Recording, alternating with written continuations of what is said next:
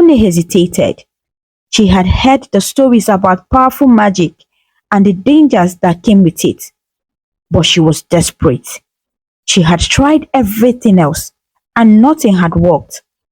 If this was her only chance to save her dream, then she had to take it. Yes, I'm ready, Akunne said.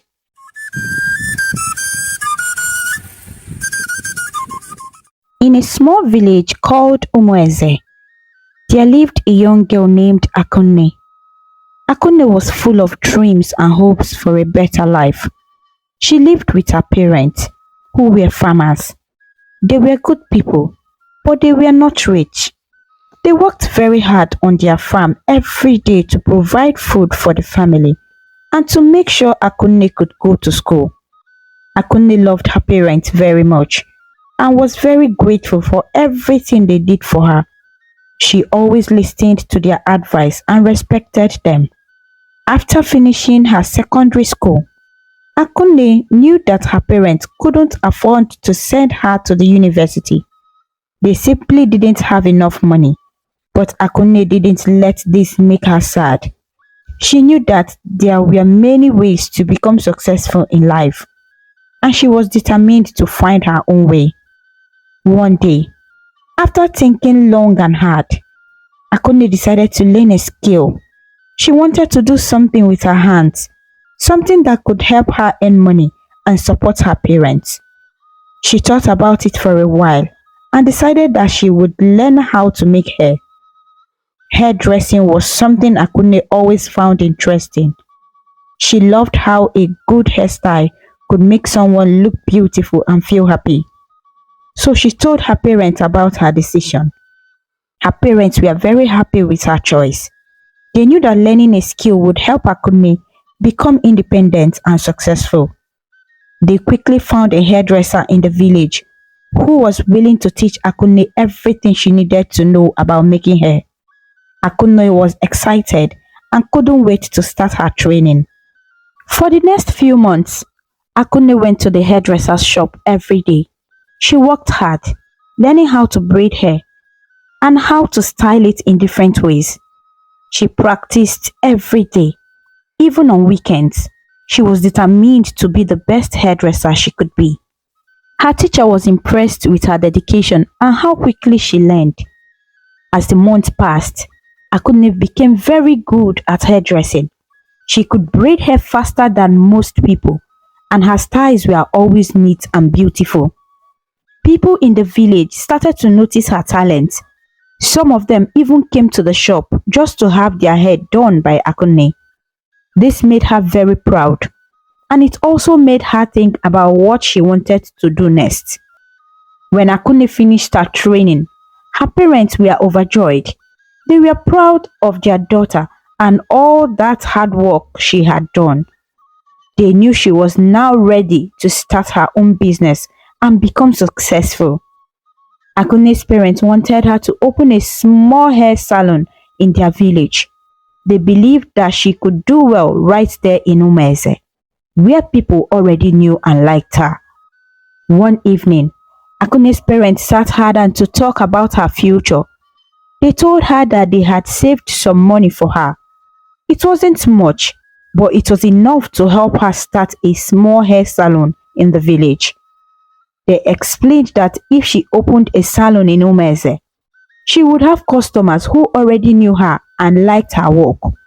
They believed this would make her business successful. Akunne listened to her parents carefully. She loved them very much and appreciated their advice, but she had a different plan in mind. Akunne had always dreamed of doing something bigger. She wanted to see more of the world and experience new things. She wanted to go to a big city where she could meet more people and learn even more about hairdressing. She believed that in a big city, she could become very successful and make a name for herself. After her parents finished talking, Akunne took a deep breath and spoke. "Mama, Papa," she began. "Thank you so much for all your support and for saving money to help me start my business. I am very grateful and I love you both very much. But I have been thinking, and I want to do something different. Her parents looked at her with curiosity. What do you mean, my daughter? Her father asked. Akunne continued. I don't want to open a salon here in the village. I want to go to Benin City. I have heard so much about it. It's a big city, and I believe that if I go there, I can learn more, meet new people, and grow my business. I want to see what else is out there beyond our village. Her parents were surprised by what Akunne said. They had not expected her to want to leave the village. Her mother looked worried. But Akunne, Benin City is very far from here. We don't know anyone there. Life in the city is not easy, and you will all be alone. Are you sure this is what you want? She asked gently. Akunne nodded. Yes, Mama. I have thought about it for a long time, and I believe I can do well in the city. I am ready to work hard and make a life for myself. I will make you proud, I promise. Her father sighed and looked at his wife. They were both worried about Akunne going so far away from home, but they could see her determination. They knew their daughter was strong and smart, and they didn't want to hold her back from following her dreams. After a long silence, her father finally spoke. All right, Akunne, he said, if this is what you truly want, we will not stand in your way. But remember, the city is full of challenges. You must be careful, always do the right thing, and keep your hands clean. Do not get involved in anything bad. Work hard and be honest, and you will succeed. Her mother nodded in agreement. We will miss you, but we will always be here for you. We will pray for you every day, she added, holding Akunne's hands. Akunne smiled, feeling love and support of her parents. Thank you, Mama. Thank you, Papa. I promise I'll be careful and do my best. I will make you both proud. The next few weeks were busy for Akunne. She prepared for her journey to Benin City, packaging her things and saying goodbye to her friends and neighbors. Everyone in the village wished her well and prayed for her success. Her parents gave her the money they had saved, and with their blessings, she was ready to start her new life. Finally, the day came for Akunne to leave. Her parents walked her to the edge of the village, where she would catch a ride to the city. They hugged her tightly, tears in their eyes, but they knew that this was what Akunne wanted, and they were proud of her bravery. Remember, Akunne, her father said one last time, keep your hands clean and always do the right thing. We are proud of you. Akunne nodded, trying to hold back her own tears. I will, Papa. I love you both very much. With that, Akunne climbed into the vehicle and waved goodbye to her parents. As the car drove away, she looked back at her village one last time. She felt a mix of excitement and nervousness. She knew that her journey would not be easy, but she was ready to face whatever challenges came her way. She was determined to succeed and make her parents proud. The journey to Benin City was long and tiring, but Akunne couldn't stop thinking about all the new things she could see and do in the big city. Akunne had arrived in Benin City, filled with excitement and hope. The city was big, noisy, and full of life, very different from the quiet village of Umueze, where she had grown up. Everywhere she looked, there were tall buildings, cars honking, and people rushing around. The streets were busy, and the shops were full of colorful things that caught her eye. It was all new to Akunne, and she felt both amazed and a little bit nervous. Her friend Ada, who had moved to Benin City a few years ago, was waiting for her at the park, where the bus had dropped her off. Ada was happy to see Akunne and welcomed her with a big hug. Welcome to Benin, Akunne, Ada said with a smile. I'm so glad you made it safely. Akunne smiled back, feeling relieved to see a familiar face in this big city. Strange city. Thank you, Ada. I'm so happy to be here, she replied, though she still felt a little nervous inside. Ada helped Akunne with her bags and they took a taxi to Ada's apartment. As they drove through the busy streets, Akunne looked out the window, taking in all the sights and sounds of the city. She saw many shops, markets, and people selling things by the roadside. Everything was so different from what she was used to, but it also made her feel excited about the new adventure she was about to begin. When they arrived at Ada's apartment, Akunle was surprised by how small it was. It was just one room with a small kitchen and bathroom, but it was clean and cozy. Ada had decorated the room with bright colors and pictures, making it feel warm and welcoming. "This is where I live," Ada said proudly. "It's not much, but it's home." Akune smiled and thanked Ada for letting her stay. "It's very nice, Ada. I'm so grateful to you for helping me," she said. Over the next few days, Ada showed Akune around the city. They visited the market where people sold all kinds of things, from fresh fruits and vegetables to clothes and shoes. Akune was amazed by how big the market was and how many different things there were to buy. She also noticed how busy everyone was, always rushing to do something. Ada also took Akune to see different parts of the city, including the area where most of the hair salons were. Akune paid close attention to the salons, looking at how they were set up and how many customers they had. She noticed that some salons were very fancy, with bright signs and lots of customers, while others were smaller and less busy. Akune couldn't help but feel a bit worried. She knew that starting her own salon in such a big city wouldn't be easy. After a week of settling in and getting to know the city, Akune decided it was time to start her own business. She was determined to make her dreams come true, even though she knew it would be challenging. Ada also had been saving some money to help Akunne, her friend, get started. And together, they began looking for a small shop where Akunne could set up her salon. Finding a shop was not easy as Akunne had hoped.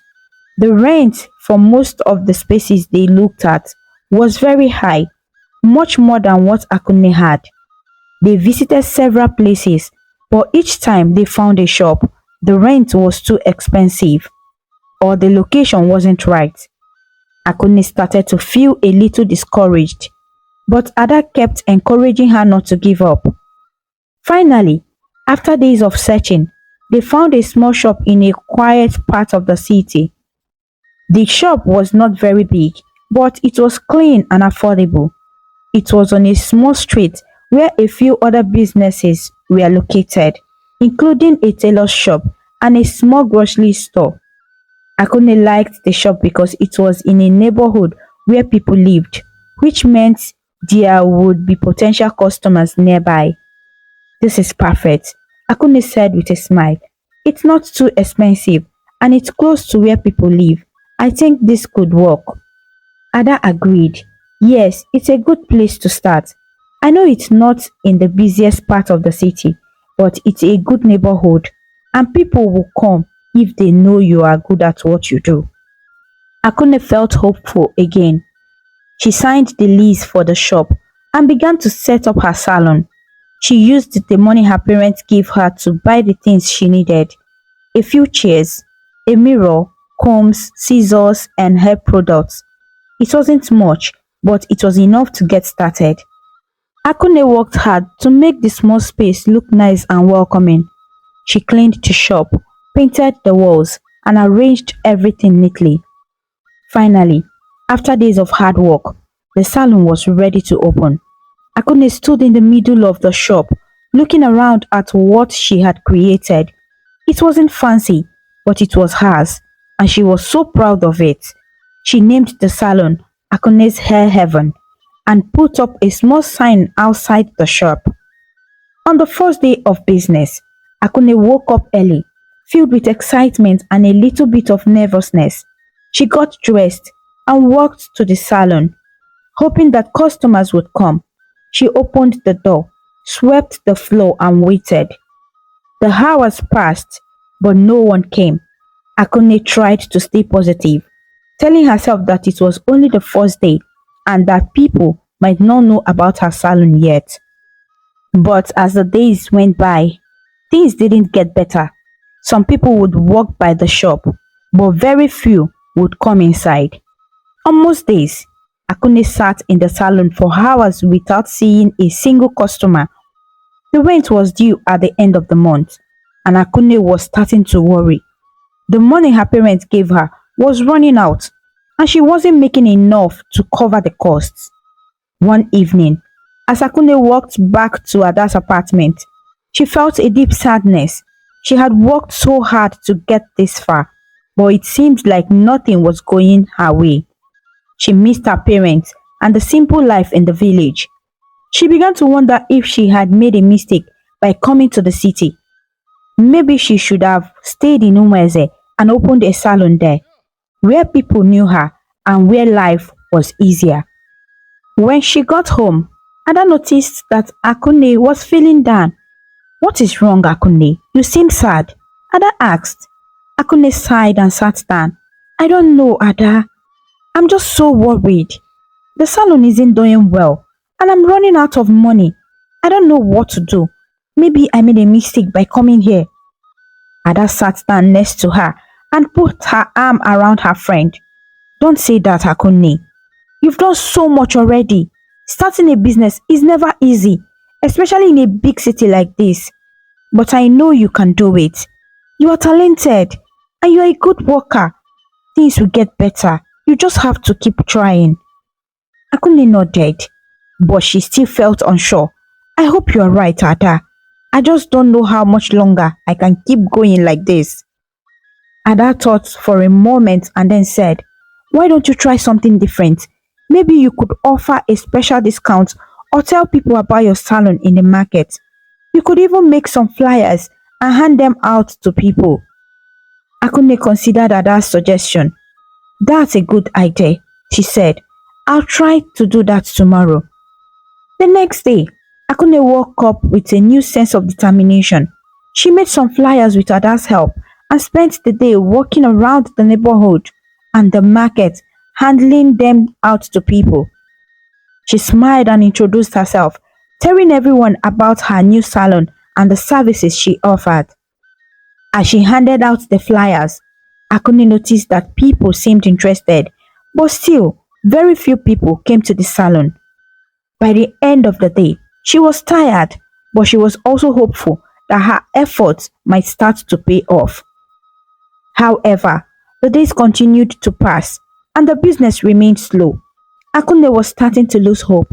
She had tried everything she could think of, but nothing seemed to work. She felt like she was running out of options. One evening, after another long day without customers, Akunne sat alone in her salon, feeling more discouraged than ever. The shadows grew longer as the sun began to set, and the room felt cold and empty. She stared at the chairs, the mirrors, and the hair products she had carefully arranged, wondering if she would ever see her dream come true. Just as she was about to close up for the day, an old woman walked into the salon. She was dressed in simple clothes and carried a small basket. Akunne looked up in surprise, not expecting any customers at this late hour. The old woman smiled kindly at Akunne. "Good evening, my dear," she said in a gentle voice. "I was walking by and noticed your shop. It looks very nice." Akunne smiled weakly. "Thank you, ma," she said. "How can I help you?" The old woman looked around the salon and then back at Akunne. "I don't need my hair done today, but I wanted to tell you something. I've been in this city for a long time and I've seen many people come and go. Life here is not easy, especially for those who are new. But I can see that you have a good heart and you are working hard. Don't give up, my dear. Sometimes success takes time." The old woman's words stayed with Akunne as she went home that evening. Even though her business was struggling, the woman's kindness gave her a small spark of hope. But as the days went by and still no customers came to her salon, that hope began to fade. Akunne tried everything she could think of to attract more customers. She put up more flyers around the neighborhood, offered discounts, and even went door to door introducing herself and telling people about her salon. But nothing seemed to work. The few people who did come to her salon didn't come back, and most days Akunne sat alone in her shop, waiting and worrying. As the end of the month approached, Akunne became more and more anxious. She knew she had to pay the rent for the shop, but she didn't have enough money. She barely had enough to buy food and take care of herself. She didn't want to ask Ada for more help because she knew her friend was already doing so much for her. Akunne didn't want to go back to her village as a failure. She couldn't imagine facing her parents and telling them that all their hard work and savings had been wasted. One night, after another long day without a single customer, Akunne sat in her small room thinking about what to do. She felt lost and scared. She didn't know where to turn or what to do next. As she sat there, feeling more alone than ever, she remembered something she had heard a few weeks ago.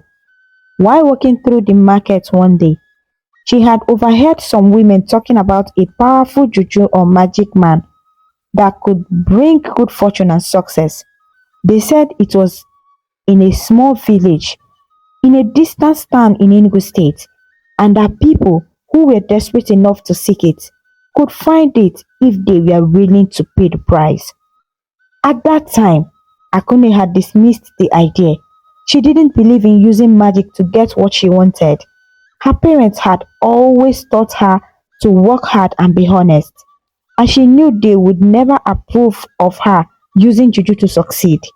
But now, as she sat in her room with no other option, the thought of the black magic kept coming back to her. What if it is real? She thought to herself, what if it could help me save my salon and make my dreams come true? What if it's the only way? Akunne knew it was a risky idea, but she felt like she had no other choice.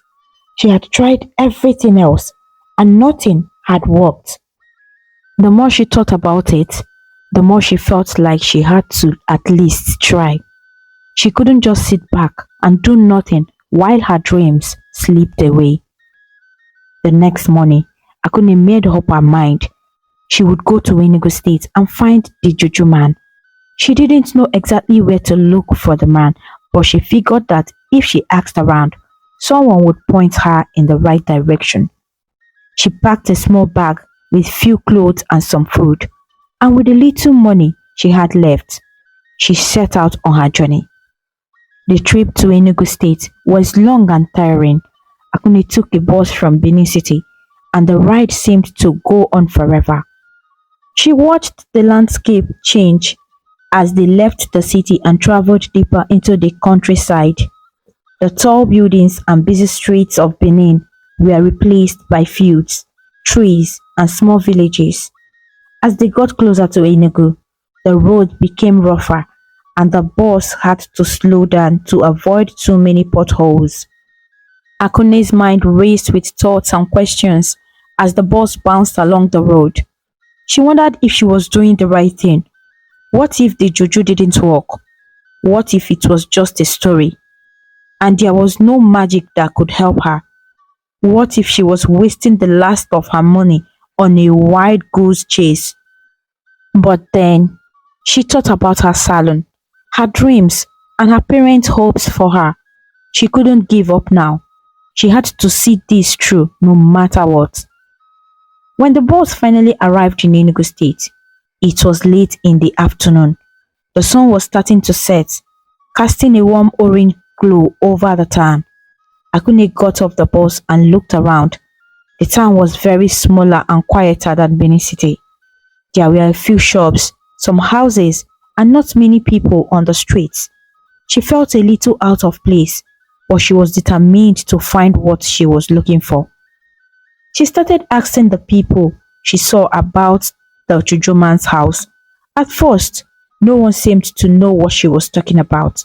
Some people just shook their heads, while others gave her strange looks, as if she was asking for something forbidden.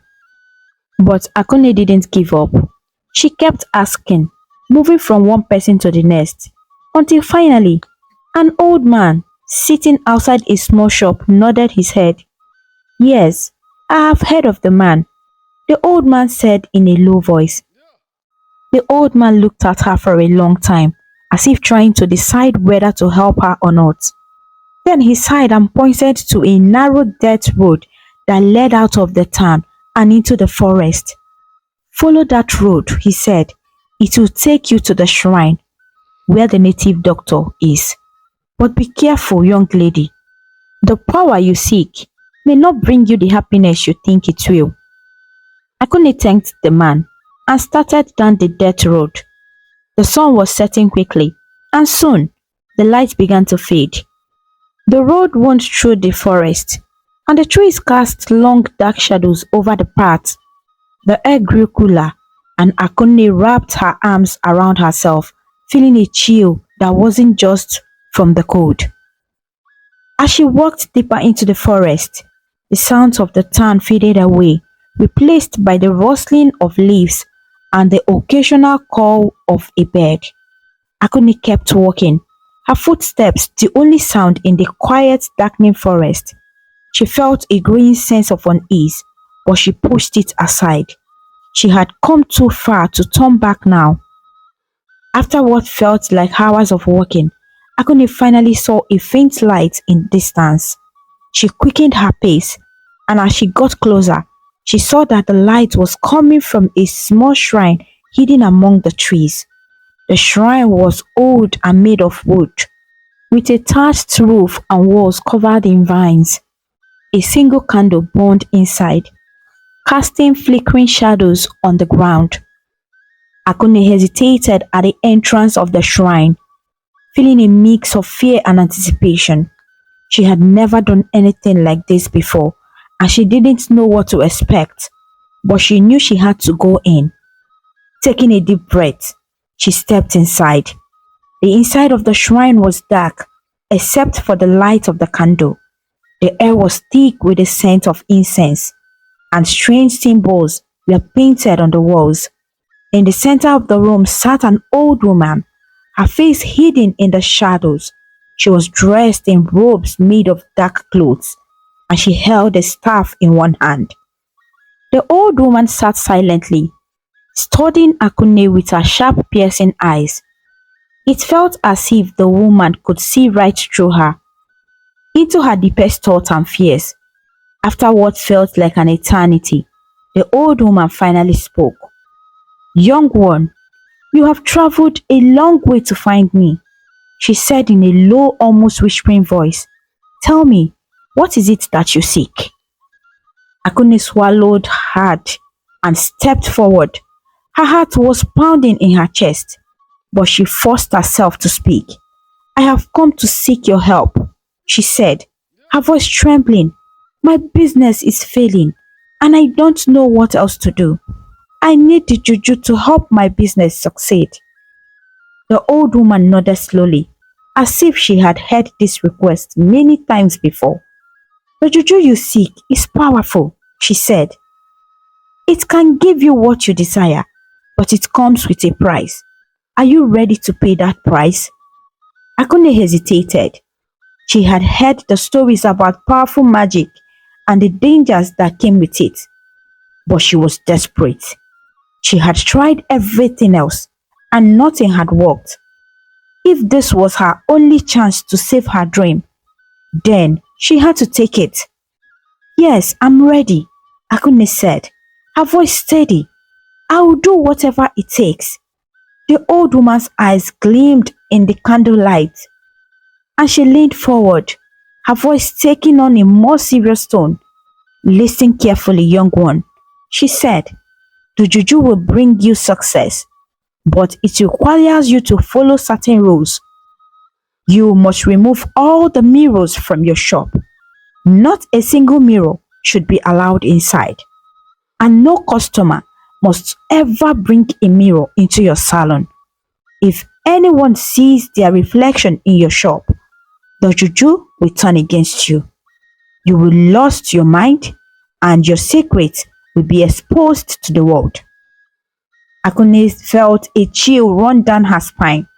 The thought of going mad frightened her, but she was willing to do whatever it took to succeed.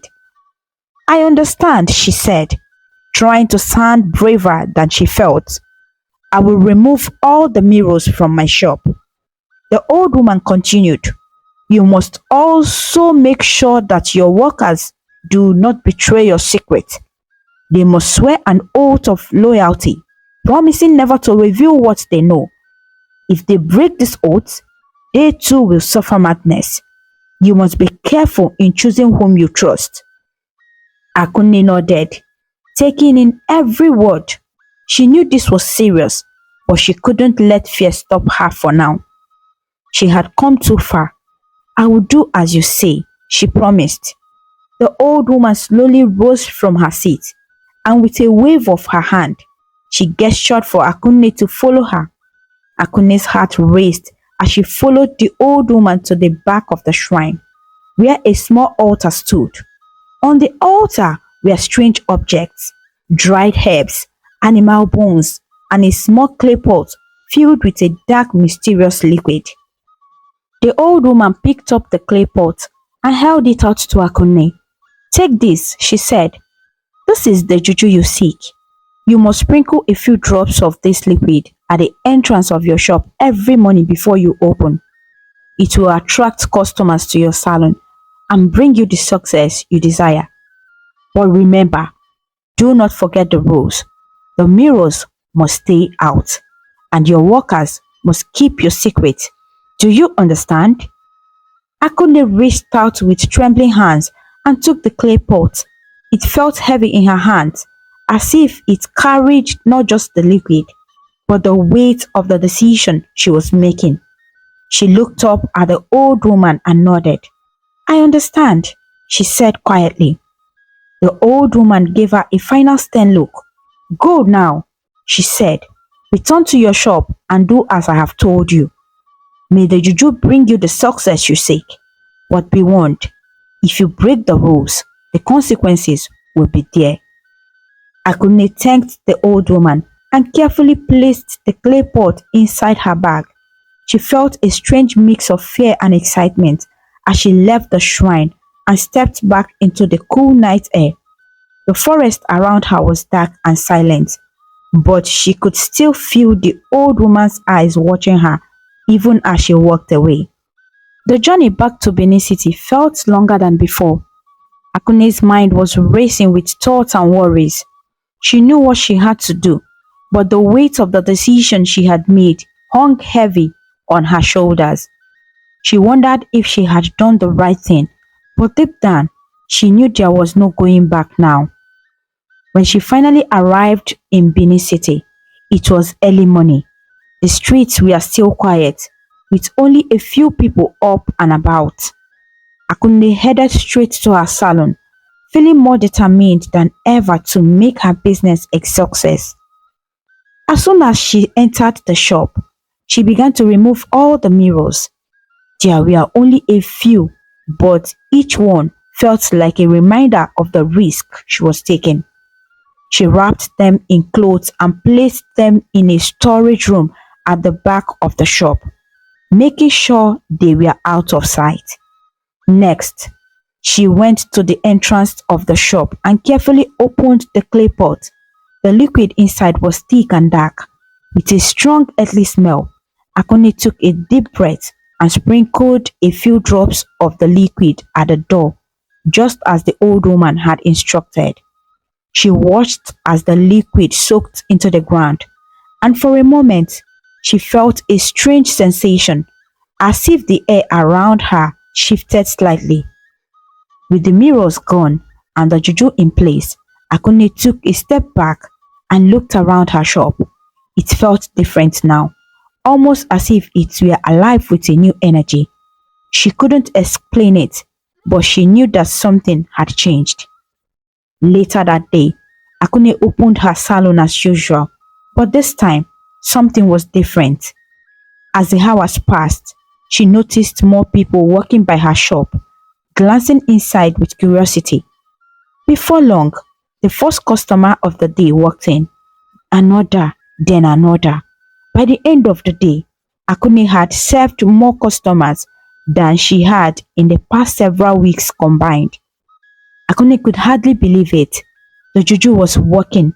Her salon was finally starting to attract the attention it deserved. She felt a surge of hope and excitement, but also a small twinge of fear. She knew that she had to follow the rules closely to keep the juju's power working in her favor. Over the next few days, business continued to grow. Akunne's salon became busier and busier, with customers coming in from all over the neighborhood. People were talking about her salon, impressed by how quickly and beautifully she could style hair.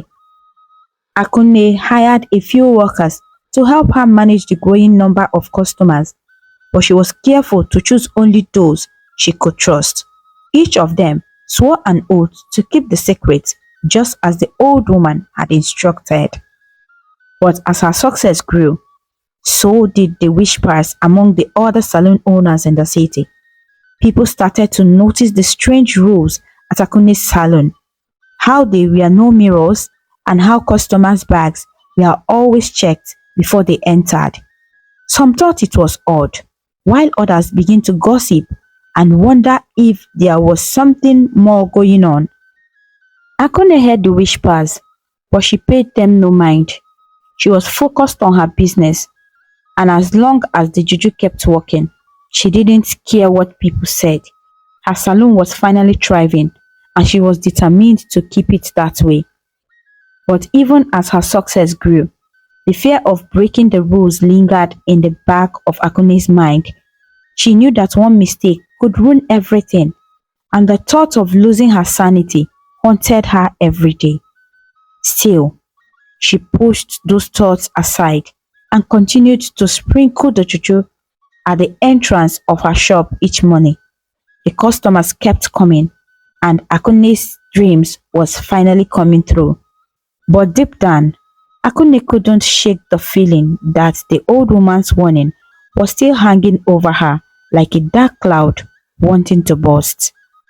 As time passed, Akunne's salon was now the talk of the neighborhood. People couldn't stop talking about how quickly and beautifully she could style hair.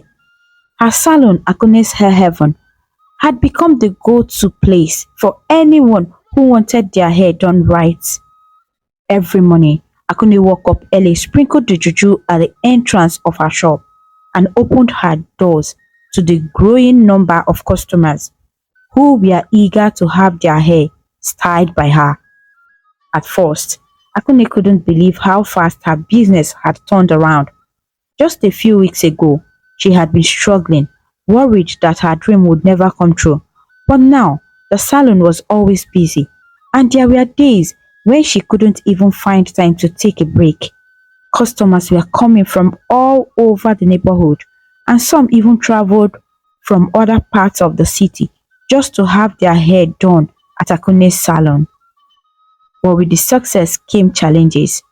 One of the biggest challenges was the rule about mirrors. Every day, as customers came in, Akunne had to make sure that no one brought a mirror into the salon. She couldn't risk anyone seeing their reflection inside her shop because she knew the consequences would be there. To make sure the rule was followed, Akunne instructed her employees to check every customer's bag before they entered the salon. At first, this seemed like a simple task, but it quickly became a source of embarrassment and the frustration for many of customers. "Why do you need to check my bag?" one woman asked one morning, looked confused and a little annoyed. "I just want to get my hair done." "It's just a precaution, ma," the employee replied politely. "We need to make sure everything is in order before you enter." The woman reluctantly handed over her bag, and the employee quickly searched through it. Finding no mirrors, she handed the bag back to the woman and allowed her to enter the salon. But not everyone was as understanding. Some customers felt embarrassed and offended by the bag checks. They didn't understand why it was necessary, and they didn't like feeling as though they were being treated with suspicion. This is ridiculous. Another customer muttered one afternoon as her bag was being searched. No other salon does this. Why does Akunne's salon have such strange rules? Despite the complaints, most customers put up with the checks because they loved the way Akunne styled their hair. They knew they wouldn't find such quick and beautiful service anywhere else, so they tolerated the inconvenience. However, the constant back checks did not go unnoticed by the people in the neighborhood. Other saloon owners began to gossip about Akunne's strict rules. They couldn't understand why she was so inconsistent on keeping mirrors out of her salon. Some thought it was so strange, while others began to suspect that something more was going on. What is she hiding? One salon owner asked her friend as they sat outside their shop watching customers enter Akunne's salon. Why doesn't she allow mirrors in her shop? It's not normal. I don't know, her friend replied, shaking her head. But it's strange, isn't it? And have you noticed how suddenly her business started booming? Something doesn't add up. The gossip spread quickly, and soon people all over the neighborhood were talking about Akunne's salon. Some people thought she was just being careful, while others whispered that she might be using some kind of magic to attract customers. But no one knew for sure, and despite the rumors, customers kept coming. Akunne's salon was always full, and the chairs were never empty for long. Even though the back checks were embarrassing for some, most people were willing to put up with it because they loved how their hair looked when they left the salon. Akunne tried to ignore the gossip and focus on her work. She was careful to follow all the rules the old woman had given her. Every morning, she sprinkled the juju at the door, and every day, she made sure there were no mirrors in sight. Her employees had all sworn an oath of secrecy, and they knew what would happen if they broke that oath. But even as her business thrived, Akunne couldn't shake the feeling of unease that had settled in the pit of her stomach. She knew that the success of her salon was not entirely her doing. The juju was powerful, but it was also dangerous, and the thought of what could happen if she made a mistake was always at the back of her mind. One afternoon, as Akunne was working on a customer's hair, she noticed something that made her heart skip a beat. The customer, a young woman who had been coming to the salon for a few weeks, was reaching into her bag. Akunne watched closely as the woman pulled out a small compact mirror and started to open it. "Stop!" Akunne shouted, her voice filled with panic. The woman looked up, startled. "What is wrong?" she asked, her mind frozen on the mirror. "You can't use that here," Akunne said, trying to keep her voice calm. "We don't allow mirrors in this salon." The woman frowned. "Why not? I just want to check how my hair looks." "It's just a rule we have," Akunne replied, trying to think quickly. "Please, put the mirror away." The woman hesitated, but then she shrugged and put the mirror back in her bag. "All right," she said, sounding confused. "But it's a strange rule if you ask me." Akunne let out a silent sigh of relief as she continued working on the woman's hair. But inside, she was shaking. The close call had reminded her of just how fragile her success was. One mistake, one customer who refused to follow the rules, and everything could come crashing down. As the days went on, Akunne became more and more vigilant. She watched every customer carefully, making sure that no one broke the rules. She reminded her employees to be thorough with the back checks, even though she knew it was making some customers uncomfortable. But despite her efforts, the whispers and rumors continued to spread. People in the neighborhood started to wonder if there was something unnatural about the way Akunne's salon had suddenly become so popular. Some even started to avoid the salon, fearing that there was more to the story than they knew. One day, as Akunne was closing up the salon, one of her employees approached her with a worried expression. Auntie Akunne, the girl said quietly, some of the customers have been talking. They are starting to ask questions about why we don't allow mirrors in the shop. I think they are getting suspicious. Akunne's heart sank. She had known this day would come, but she had hoped it wouldn't be so soon. She turned to the girl and tried to keep her voice steady. What have you told them? She asked. I just told them it's the shop rule, nothing more. The girl replied, but I don't know how much longer that answer will satisfy them. People are talking, auntie. They are saying there is something strange about our salon. Akunne nodded, her mind racing. She knew she had to do something to keep the customers from getting too suspicious, but she didn't know what. The rules the old woman had given her were clear, and she couldn't break them. But if the customers started to lose trust in her salon, all the success she had worked so hard for could disappear. That night, as Akunne lay in bed, she couldn't sleep. She kept thinking about the close call with the mirror and the growing rumors about her salon. She knew that the juju had brought her success, but it had also brought her fear. She was afraid of losing everything, and she was afraid of what might happen if the secret ever got out. But as she tossed and turned, Akunne reminded herself that she had no choice but to continue. She couldn't turn back now. She had made her decision, and she had to see it through, no matter what.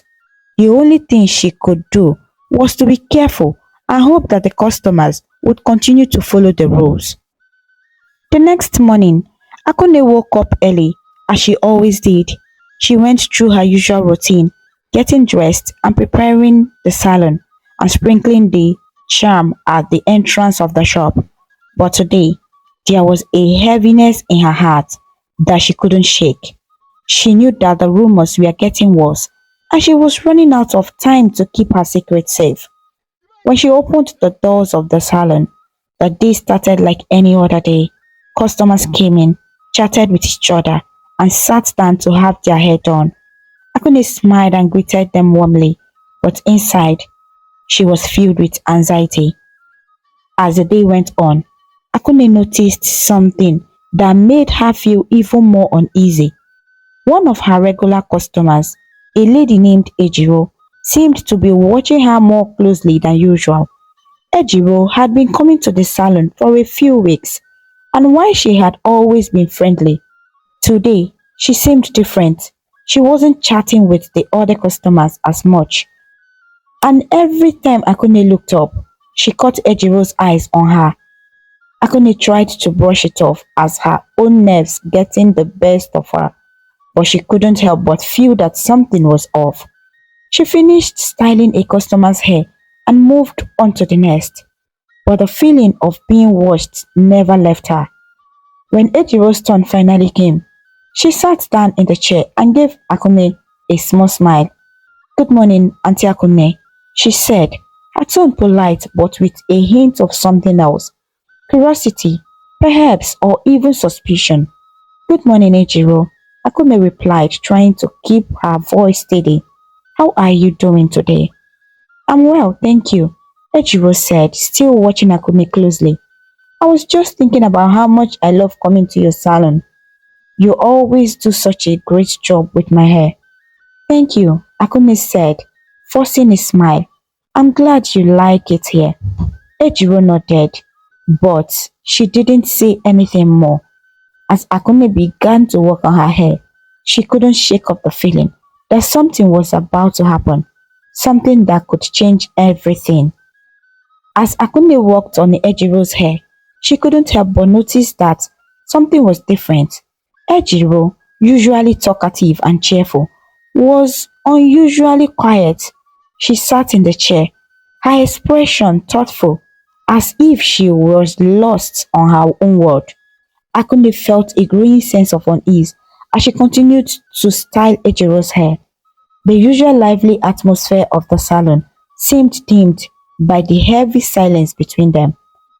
Ejiro's eyes wandered around the salon, observing everything with a keen interest that made Akunne nervous.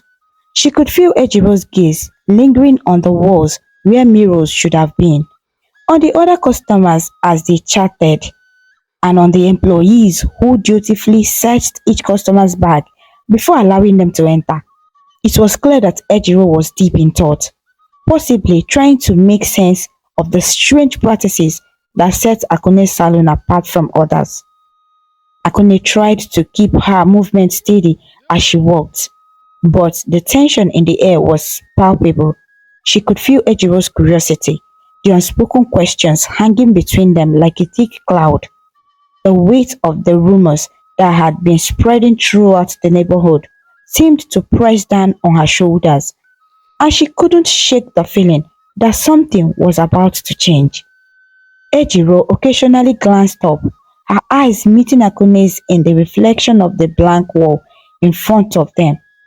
There was no mirror to capture their expressions, no way for Ejiro to see what was happening to her hair, and yet she seemed to be watching Akunne closely, as if searching for answers in her movements and demeanor. As Akunne continued to style Ejiro's hair, she noticed the subtle signs of discomfort in her customer's posture. Ejiro's eyes darted around the room, as if trying to piece together a puzzle. The absence of mirrors in the salon seemed to unsettle her, and Akunne could tell that Ejiro was struggling to understand why things were done this way. The salon was bustling with activity, as it always was these days, but Akunne couldn't shake off the feeling that Ejiro was on the verge of asking questions. She wasn't prepared to answer. The rumors about juju, about the strange rules, about the rapid success of the salon. These thoughts must have been swelling in Ejiro's mind as she sat there, silently contemplating the situation. As Akunne finished styling Ejiro's hair, she could see the curiosity and suspicion still lingering in her customer's eyes. Ejiro reached up to feel her hair, her hands carefully tracing the braids and coils that Akunne had so skillfully crafted. There was no mirror to show her the final result, but the satisfaction on her face was evident, even if it was tinged with a lingering doubt. When Ejiro stood up to leave, she gave Akunne a small smile, one that didn't quite reach her eyes. There was an unspoken understanding between them, a recognition that something wasn't quite right, even if neither of them voiced it. Ejiro paid for the service and left the salon, but the unease in Akunne's heart remained. As the door closed behind Ejiro, Akunne took a deep breath, trying to steady her nerves.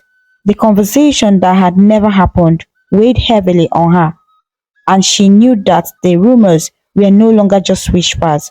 They were starting to affect her customers directly. The silence between her and Ejiro had spoken volume, and Akunne could sense that the situation was slipping out of her control.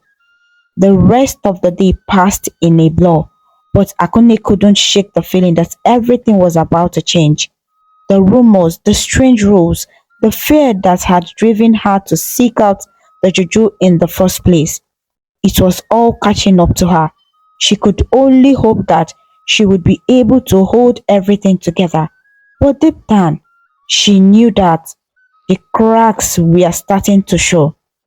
As she prepared to close the salon for the night, Akunne's thoughts kept returning to Ejiro. The way she had looked around the salon, the way she had studied everything so carefully, had left Akunne with a sense of impending doom. The tension in the air was thick, and Akunne knew that the situation was becoming more dangerous with each passing day. As she locked her door and walked home, the weight of the rumors and the fear of being exposed hung heavily over her.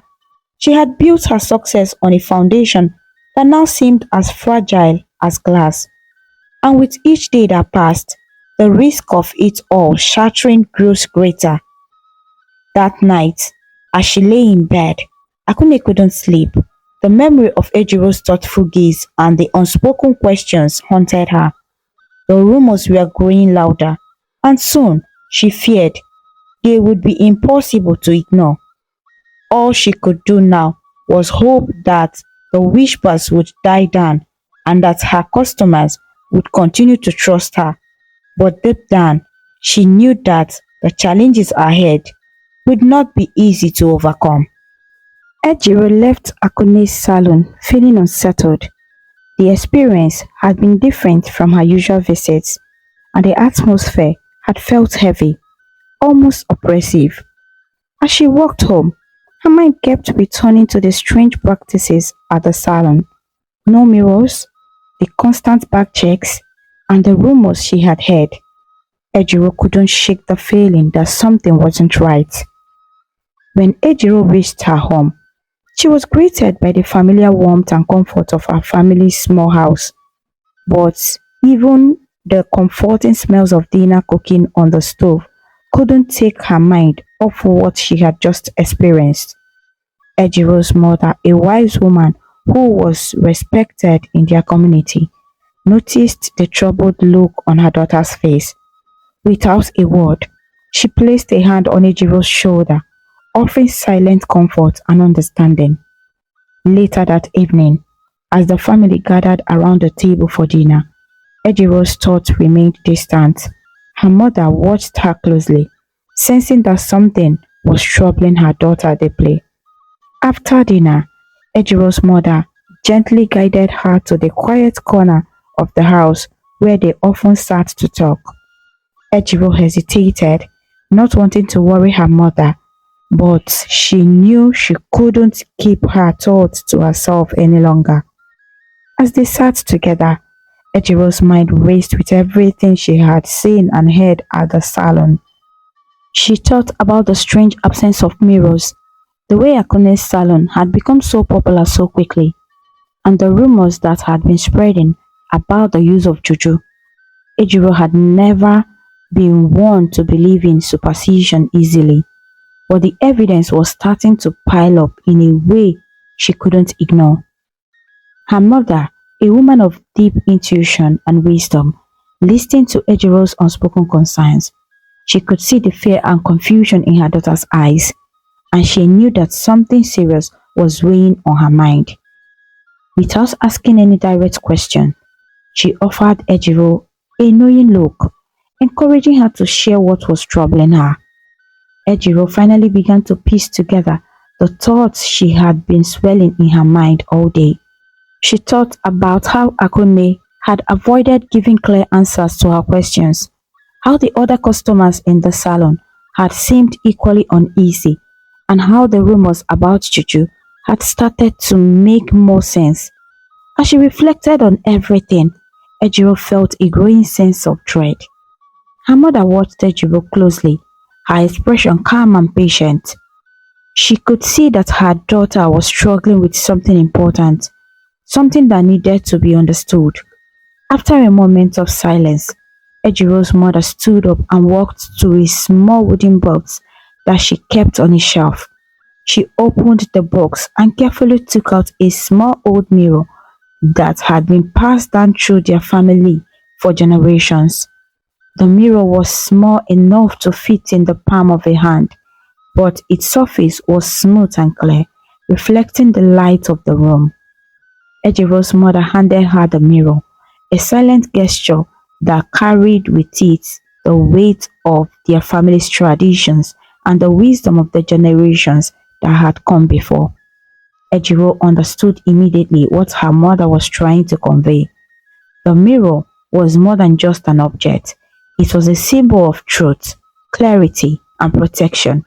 Her mother was giving her the means to uncover the truth, to see beyond the surface and understand what was really happening. Taking the mirror from her mother's hands, Ejiro felt a sense of responsibility settle over her.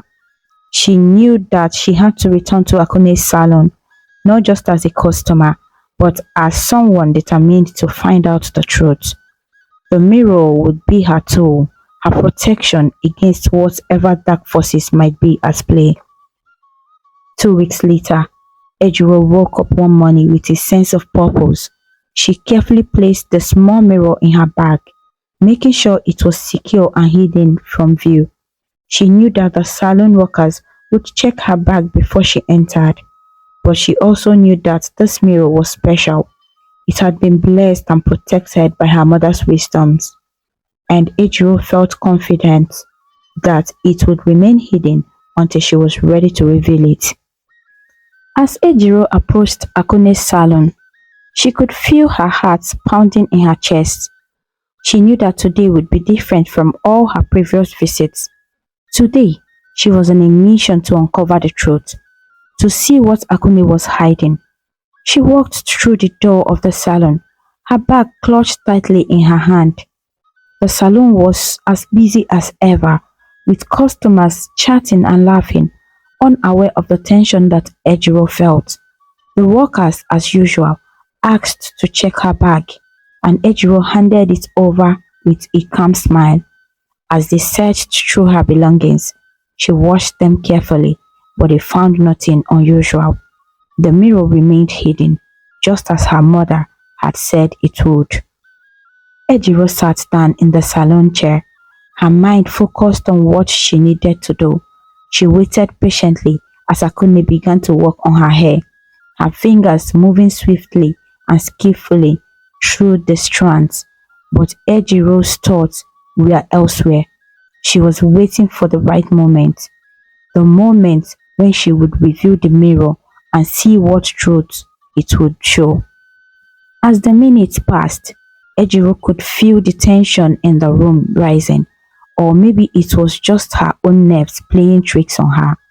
The salon felt different today, as if the very air was charged with anticipation. Ejiro kept her hand steady, her bag close by, and her mind sharp. She knew that this was the moment she had been waiting for. When Akunne finally finished Ejiro's hair, she stepped back to allow Ejiro to feel the style. Ejiro reached up and touched her hair, feeling the smooth neat braids under her fingers. She nodded, as if satisfied, but inside, she knew the real test was yet to come. Slowly, Ejiro reached into her bag, her fingers brushing against the small cool surface of the mirror. She hesitated for a fraction of a second, then pulled it out. She held the mirror carefully, making sure it was angled so that only she could see the reflection. As Ejiro looked into the mirror, her eyes widened. The reflection showed more than just her hair. It revealed something dark and twisted, something that couldn't be seen without the naked eyes. Ejiro's heart raced as she realized the truth of what she was seeing. The rumors were true, the juju, the strange rules, the sudden success. It was all connected, and the mirror had shown her the reality that had been hidden from everyone else. Ejiro quickly hid the mirror back in her bag, her hands trembling slightly. She knew she had to uncover something dangerous, something that could change everything. She stood up, paid for the service, and left the salon without a word, her mind racing with the anticipation of what she had just seen. As she walked away from the salon, Ejiro felt a mixture of fear and determination. She knew she had to share what she had discovered, but she also knew that doing so would be risky. The truth she had uncovered was powerful, and it could have serious consequences. But one thing was certain: Akunne's secret was no longer hidden. The mirror had revealed the truth, and now it was only a matter of time before everything came to light. That night, as Ejiro lay in bed, the image of what she had seen in the mirror played over and over in her mind. She knew that she had taken the first step in uncovering the truth, but the journey ahead would be difficult. She would need to be careful, to think through the next steps, and to protect herself from the dangers that would surely come. But for now, Ejiro tried to rest, knowing that tomorrow would bring new challenges, and that the truth she carried with her could not be kept hidden for long. The following morning, Ejiro woke up with a clear sense of purpose. The previous day's discovery weighed heavily on her mind, and she knew she had to act quickly. The image she had seen in the mirror haunted her, a constant reminder of the dark truth that Akunne had been hiding. Ejiro knew that what she had uncovered was dangerous, but she also knew that it was very important to expose it. As she prepared to return to Akunne's salon, Ejiro felt a mix of fear and determination. She wasn't sure what would happen when she confronted Akunne with the truth, but she knew she had to do so. She couldn't allow the deception to continue, not when she knew the secrets behind the salon's success. Ejiro carefully placed the small mirror in her bag once again, feeling its weight as a reminder of the responsibility she now carried. She knew that this time, the mirror wouldn't remain hidden. She would use it to reveal the truth to Akunne and anyone else who needed to see it. As she walked towards the salon, Ejiro noticed that the street seemed quieter than usual. The usual buzz activity was subdued, as if the air itself was holding its breath, waiting for what was about to happen. Ejiro's steps were steady, but inside she could feel her heart pounding. She knew that today could change everything. When Ejiro arrived at the salon, she paused for a moment before entering. She looked at the familiar entrance, the place that had once felt so welcoming and now seemed shrouded in shadows. The juju that had brought Akunne's success was powerful, but Ejiro had something stronger than the truth. Ejiro pushed open the door and stepped inside. The saloon was as busy as ever, with customers chatting and laughing as they waited for their turn. The workers moved quickly, attending to each person with the same efficiency that had made the salon so popular. But to Ejiro, everything felt different now. She knew what was hidden beneath the surface, and it made the lively atmosphere feel false, like a mask hiding something ugly. She handed her bag to the worker who checked it as usual, knowing that they would find something out of the ordinary. The mirror remained hidden until she chose to reveal it. Once her bag was returned to her, Ejiro took her seat and waited patiently for her turn. As she sat there, Ejiro's mind raced with thoughts of how she would expose the truth.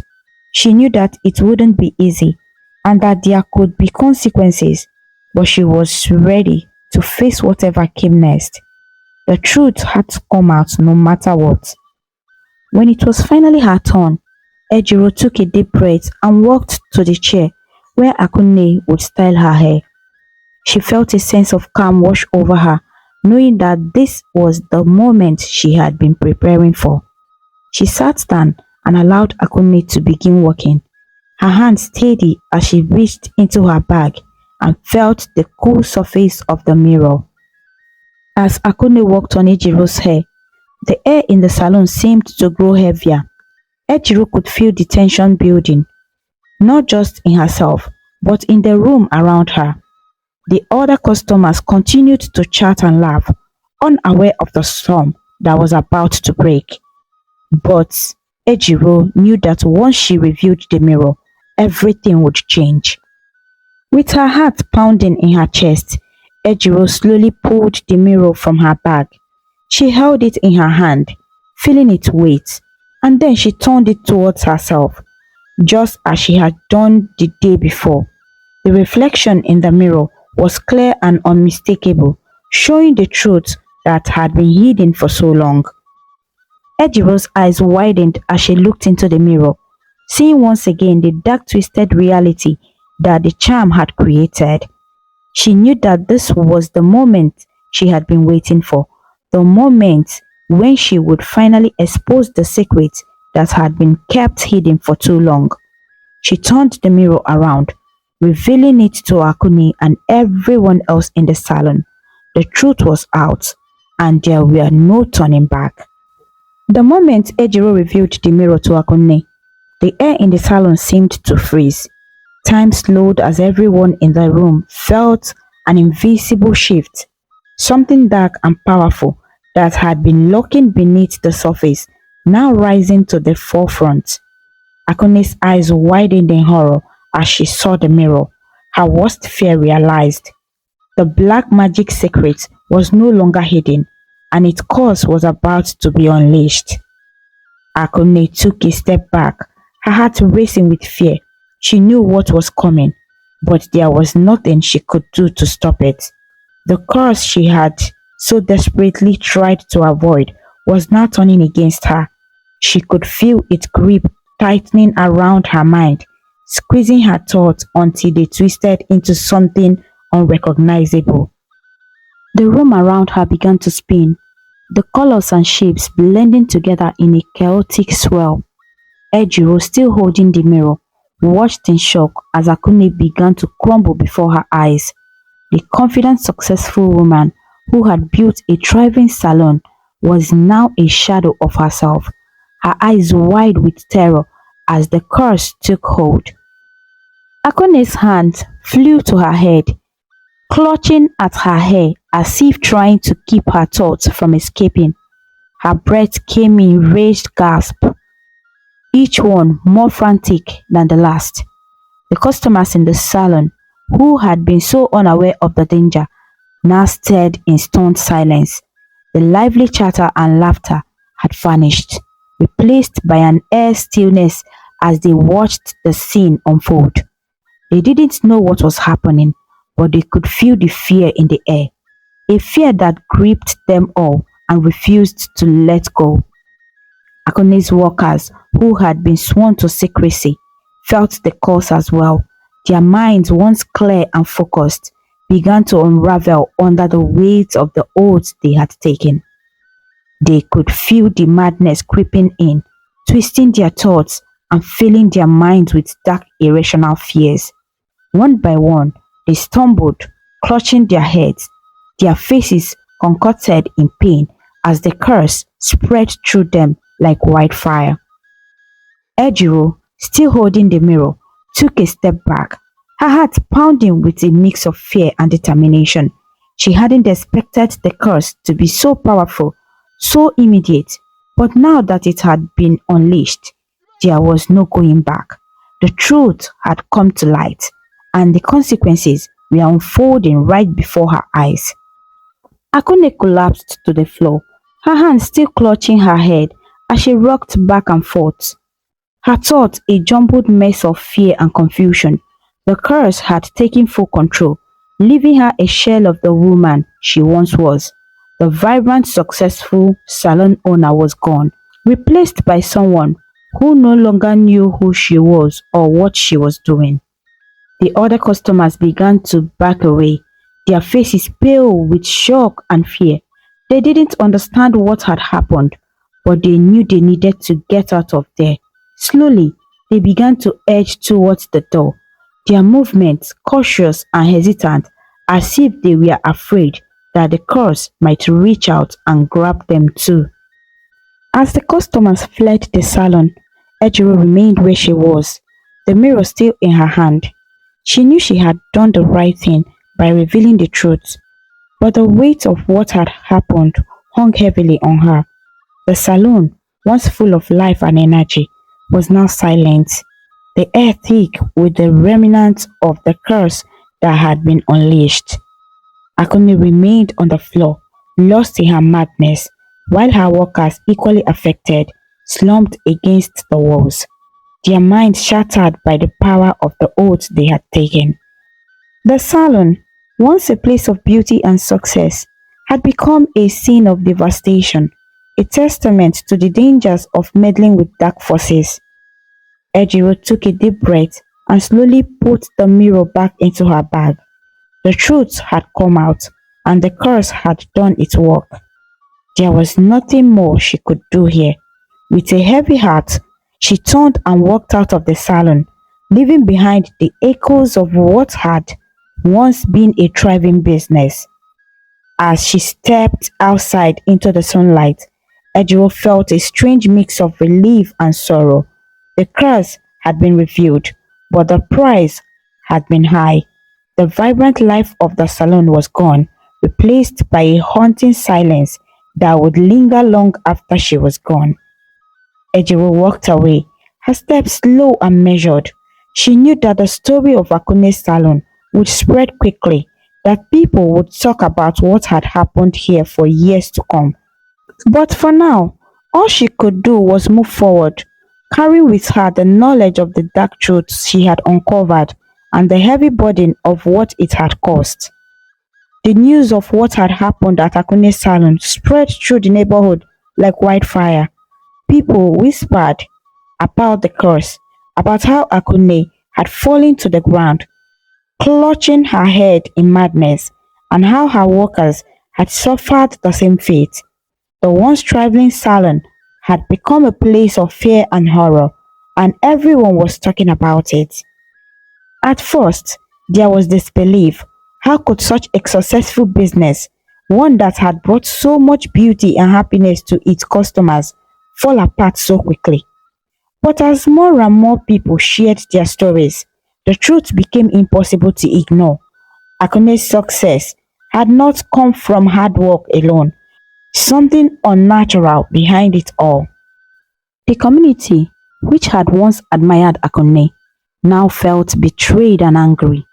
They had trusted her, brought their daughters and wives to her salon, and now they realized that all along something evil had been at work.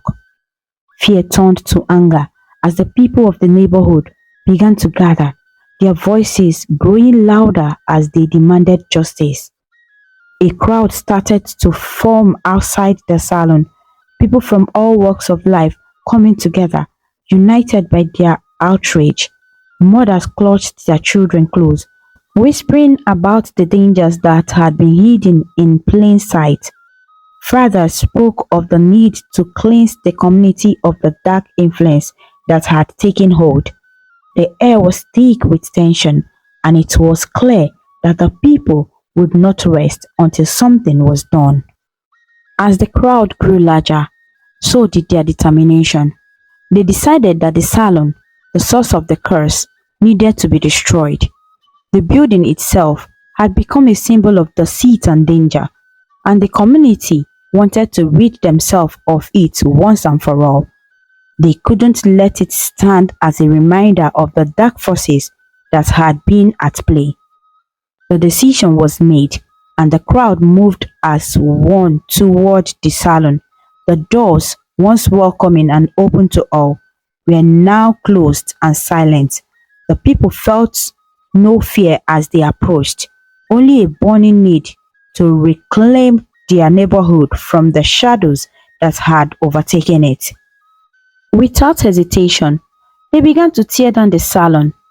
The glass windows shattered under the force of their blows, and the once beautiful interior was reduced to rubble. The chairs, the hair dryers, the tools that Akunne had used to create her magic, all of it was destroyed. The community was relentless, their anger fueling their actions as they tore the salon apart piece by piece.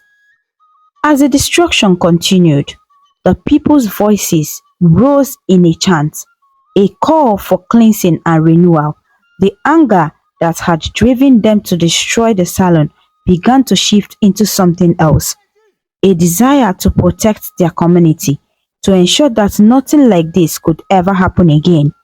They knew that they had to be vigilant, that they could not allow darkness to take root in their neighborhood. By the time the sun began to set, the salon was nothing more than a pile of debris.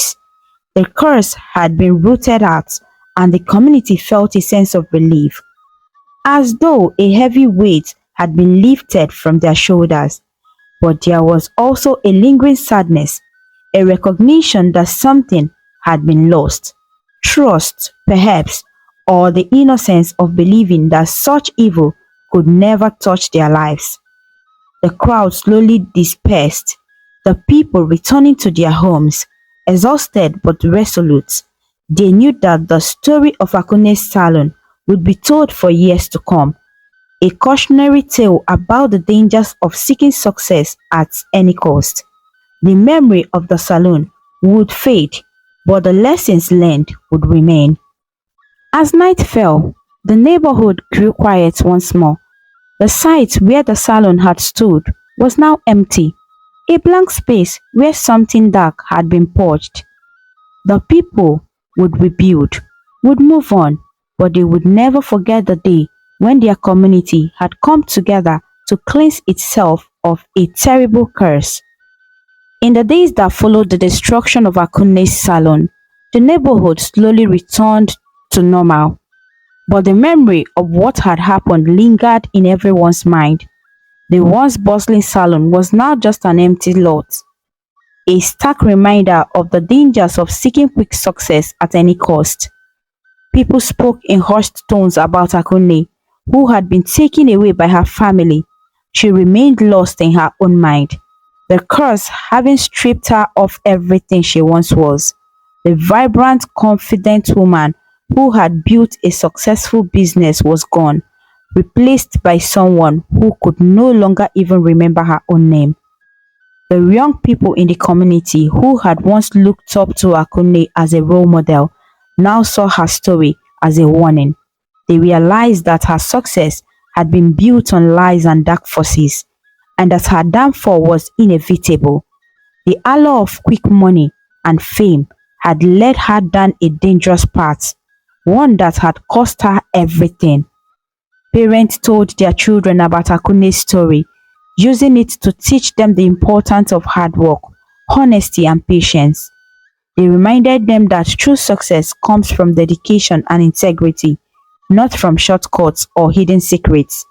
The story of Akunne's rise and fall became a lesson for all, a reminder that the choices we make in pursuit of our dreams have consequences. The empty lot where the salon once stood remained untouched, a silent testament to the power of truth and the dangers of desperation. The community had reclaimed its peace, but the lessons learned would not be forgotten. And so, the story of Akunne's salon ended with a powerful message. Success gained through dishonest means is fleeting, and the price paid for it can be far greater than anyone can imagine. For the youths or anyone in the community, the story serves as a guiding light, showing them that true success is built on a foundation of hard work, honesty, and the strength to do what is right, even when the path is difficult. And with that, my dear friends, our story comes to a close. But remember, the magic of storytelling lives on, waiting to whisk us away on new adventures where the wonders of imagination know no bounds. Goodbye for now, and may your dreams be filled with joy, wonder, and endless possibility. Thank you so much for watching. Please kindly comment, like, share, and subscribe to our YouTube channel for more interesting stories.